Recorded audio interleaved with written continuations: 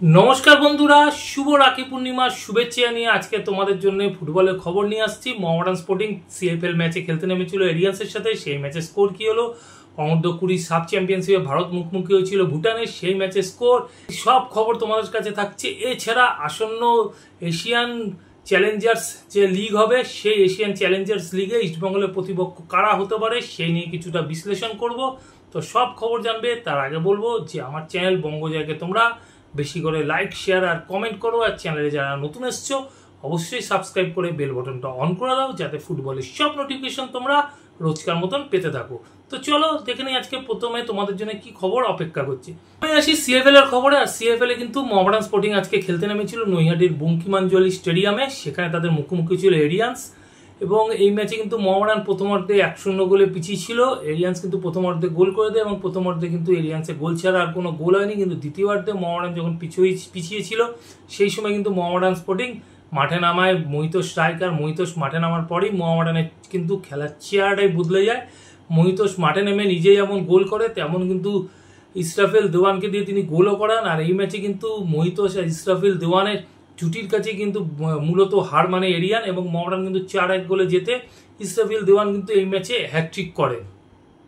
অন্যদিকে Aryans club তাদের কিন্তু নতুন সভাপতি হলেন সৌরভ গাঙ্গুলি। এরিয়ান্স ক্লাবের পুরনো যে গৌরব আছে সেই ঋত গৌরব ফিরিয়ে আনার লক্ষ্যে কিন্তু সৌরভ গাঙ্গুলিকে সভাপতি করলো এরিয়ান্স যারা ম্যানেজমেন্ট আছে তারা। তো এখন দেখার যে সৌরভ গাঙ্গুলির হাত ধরে আগামী দিনে এরিয়ান্স তাদের পুরনো যে রীতি গৌরব ছিল সেই ঋত গৌরব তারা ফিরে পায় কিনা।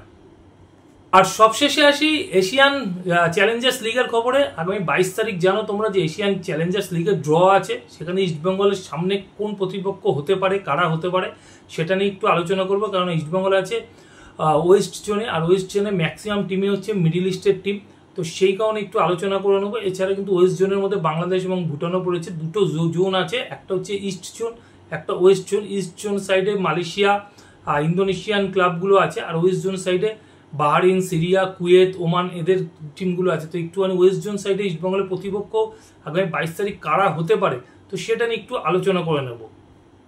প্রথমে আসি আল আহলি ক্লাব। আল আহলি ক্লাব কিন্তু বাহারিনের ক্লাব, 1936 সালে স্থাপিত হয়।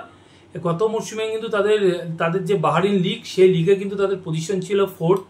এছাড়া তারা কিন্তু 4 বার তাদের বাহারিন লিগ জিতেছে। তারা 9 বার কিন্তু কিংস কাপ জিতেছে এবং 2 বার এফএ কাপ জিতেছে। তো মানে বুঝতেই পারছো ক্লাবটি কিন্তু বাহারিন ফুটবলের যথেষ্ট ট্র্যাক রেকর্ড ভালো আছে। এরপর আসা যাক আল আরাবি স্পোর্টস ক্লাবের খবরে। আল আরাবি স্পোর্টস ক্লাব কিন্তু 1953 সালে গঠিত হয়েছিল। 71 বছর বয়স ক্লাবটা। গত মরশুমে কিন্তু তারা তাদের যে প্রিমিয়ার লিগ হয় কুয়েত প্রিমিয়ার লিগ, সেই প্রিমিয়ার লিগে কিন্তু তারা চ্যাম্পিয়ন হয়েছে। এছাড়া কিন্তু আল আরাবি ক্লাব তাদের দেশের লিগ জিতেছে 17 বার। তাদের কিন্তু টোটাল ট্রফি আছে 63 বার। তারা কিন্তু এএফসি কাপের একবার কোয়ার্টার ফাইনাল খেলেছিলেন এবং একবার কিন্তু তারা জোনাল যে টুর্নামেন্ট হয় সেই জোনালের সেমিফাইনালও খেলেছে আল আরাবি ক্লাব। পরের দলটি তুর্কমেনিস্তানের দল এফকে আরকাদাক। গত মরশুমে তাদের নতুন দল তৈরি হয়েছিল 2023-24 মরশুম। আর 2023-24 মরশুমে তাদের দল গঠিত করার পরে কিন্তু তাদের তুর্কমেনিস্তানের যে সর্বোচ্চ লিগ হয় সেই লিগ চ্যাম্পিয়ন হয়েছে। আর তাদের দলে কিন্তু একাধিক তাদের জাতীয় দলের ফুটবলার আছে। তো এই দলটিও কিন্তু যথেষ্ট কঠিন প্রতিপক্ষ হতে পারে ইস্টবেঙ্গলের কাছে। স্পোর্টস ক্লাব তোমরা জানো এর আগে কিন্তু ইস্টবেঙ্গলের সাথে এই দলটিকে এএফসি কাপেও খেলতে দেখা গেছে, লেবাননের দল। তো এই দলটি কিন্তু 1945 সালে স্থাপিত হয়। লাস্ট সিজনে তারা চ্যাম্পিয়ন। এছাড়া কিন্তু লিগ জিতেছে 9 বার এবং লেবাননিস কাপ জিতেছে 8 বার। তো বুঝতে পারছো লেবাননের একটা কিন্তু পুরনো দল এবং যথেষ্ট শক্তিশালী এবং তাদের একাধিক সাফল্য আছে লেবাননিস ফুটবলে। আল ফতুয়া স্পোর্টস ক্লাব সিরিয়ার ক্লাব 1930 সালে স্থাপিত হয়। প্রায় 100 বর্ষের দোরগোড়ায় চলে এসেছে এই ক্লাবটি। গতবারে তারা কিন্তু সিরিয়ান লিগ চ্যাম্পিয়ন হয়েছে। এছাড়া কিন্তু সিরিয়ান লিগ জিতেছে 4 বার এবং সিরিয়া কাপ জিতেছে 5 বার। তো সিরিয়ার দল যথেষ্ট শক্তিশালী দল হবে, এটা কিন্তু বলা যেতেই পারে। আল শিব ক্লাব 1972 সালে স্থাপিত। গত মরশুমে তারা কিন্তু ওমান লিগ চ্যাম্পিয়ন হয়। এছাড়া কিন্তু গত 4 মরশুমের মধ্যে তারা 3 বার কিন্তু ওমান লিগ চ্যাম্পিয়ন হয়েছে এবং গত 4 মরশুমে 2 বার কিন্তু ওমান কাপ চ্যাম্পিয়ন হয়েছে। এছাড়া কিন্তু তারা এএফসি কাপও চ্যাম্পিয়ন হয়েছে এর আগে। তো বুঝতে পারছো যথেষ্ট একটা শক্তিশালী দল, এশিয়া চ্যাম্পিয়ন হয়েছে। তো এরকম একটা দলেরও কিন্তু সামনে পড়তে পারে ইস্টবেঙ্গল ক্লাব। হিলাল আল কোয়াতস ক্লাব 1972 সালে স্থাপিত প্যালেস্টাইনের এই ক্লাবটি গত মৌসুমে প্যালেস্টাইন লিগে কিন্তু তারা সেকেন্ড পজিশন পেয়েছিল, মানে রানার আপ হয়েছিল। এই ক্লাবটি কিন্তু এর আগে কিন্তু 4 বার তারা লিগ চ্যাম্পিয়ন হয়েছে, প্যালেস্টাইন লিগ। এবার প্যালেস্টাইনের এই ক্লাব কিন্তু এই ক্লাবটিও কিন্তু ইস্টবেঙ্গলের সামনে পড়তে পারে ড্রয়ের মাধ্যমে আসন্ন এএফসি চ্যালেঞ্জার্স লিগে। মাজিয়া স্পোর্টস ক্লাব 1996 সালে স্থাপিত মালদ্বীপের এই দলটি কিন্তু গত মৌসুমে তাদের ঘরোয়া লিগ চ্যাম্পিয়ন হয়েছে। এছাড়া তাদের কিন্তু আমরা একাধিকবার আমরা এএফসি কাপে কলকাতাতে খেলা দেখেছি বা ভারতে এসছে তারা খেলতে। তো পরিচিত একটা ক্লাব মাজিয়া স্পোর্টস ক্লাব। এই মাজিয়া স্পোর্টস ক্লাব কিন্তু 5 বার তাদের মালদ্বীপ লিগ জেতার রেকর্ড আছে। এছাড়া কিন্তু তাদের ক্যাবিনেটে মালদ্বীপের টোটাল 16খানা টুর্নামেন্ট জেতারও কিন্তু একটা রেকর্ড আছে মাজিয়া স্পোর্টস ক্লাবে। এফসি আব্দিজ আট্টা 1992 সালে স্থাপিত কিরগিজস্তানের এই দলটি কিন্তু গত 2 মৌসুম ধরে কিরগিজ লিগ চ্যাম্পিয়ন হয়েছে। এবারে কিন্তু তারা কিরগিজ লিগ চ্যাম্পিয়ন হওয়ার জন্য তাদের প্লে অফ খেলতে হয়েছে এই কাপে।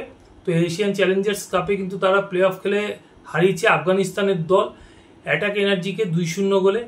এবং এই দলটি কিন্তু গত 2 মৌসুম চ্যাম্পিয়ন ছাড়াও তাদের ক্যাবিনেটে কিন্তু কিরগিজস্তানের 9খানা ট্রফি এখন পর্যন্ত আছে। এবার যে ক্লাবটিকে নিয়ে কথা হবে আমাদের একেবারে পার্শ্ববর্তী দেশ ভুটান। আর ভুটানের দল পারো এফসি 2018 সালে স্থাপিত হয় এই ক্লাবটি। তারপরে কিন্তু তারা একের পর এক ভুটানের ট্রফি জিতেছে। গত 5 মৌসুমের মধ্যে 4 বারই তারা ভুটান প্রিমিয়ার লিগ চ্যাম্পিয়ন হয়। তো এই ক্লাবটি কিন্তু এবারে প্লে অফ খেলার সুযোগ পেয়েছিল, যেহেতু গত মৌসুমে ভুটান লিগ চ্যাম্পিয়ন হয়েছিল। তো প্লে অফে কিন্তু তারা নেপালের চার্জ বয়েজ ইউনাইটেডকে হারিয়ে দিয়েছে নেপালের মাঠে গিয়ে 2-1 গোলে।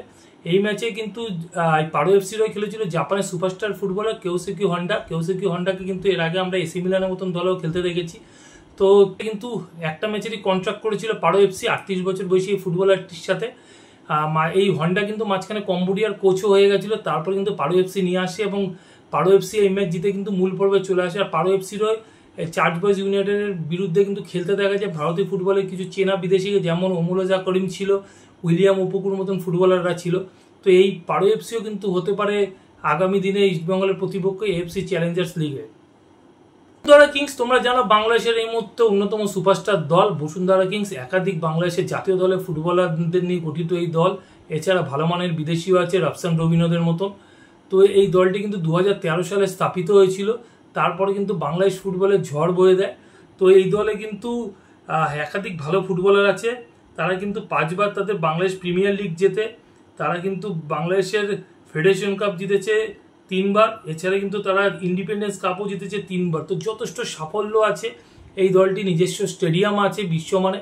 তো এই দলটিকে নিয়ে কিন্তু বাংলাদেশের বসুন্ধরা যে কর্তারা আছে তারা কিন্তু যথেষ্ট পজিটিভলি এগাচ্ছে। তাদের এশিয়া স্তরে যাতে ভালো রেজাল্ট করা যায় সেই নিয়ে কিন্তু এই দলটিকে নিয়ে অনেক চিন্তাভাবনাও করেছে।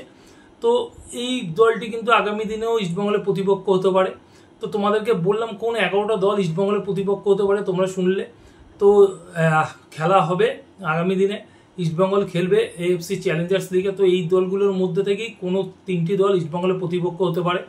আর তো এই ওয়েস্টার্ন জোনে যে 12টা দল আছে এই 12টা দলকে 4টে করে টিম নিয়ে 3টে গ্রুপে ভাগ করা হবে এবং 3টে গ্রুপের যেই চ্যাম্পিয়ন দল থাকবে সেই চ্যাম্পিয়ন দলটা কিন্তু কোয়ার্টার ফাইনালে যাওয়ার সুযোগ পাবে। এছাড়া বেস্ট রানার্স যেই থাকবে সেই বেস্ট রানার্সের মধ্যে কিন্তু 2টো দল তারাও কিন্তু পরবর্তী রাউন্ডে যাওয়ার সুযোগ পাবে। তো এখনকার মতন খবর এই পর্যন্তই। নতুন খবর নিয়ে হাজির হবো তোমাদের কাছে পরের ভিডিওতে। তো যাওয়ার আগে বলবো আগের ভিডিও যারা মিস করে গেছো তার জন্য ডিসক্রিপশন বক্সে লিঙ্ক দেওয়া থাকবে, লিঙ্ক ক্লিক করে তোমরা কিন্তু আগের ভিডিও দেখে নিতে পারো। এখনকার মতন গুড বাই।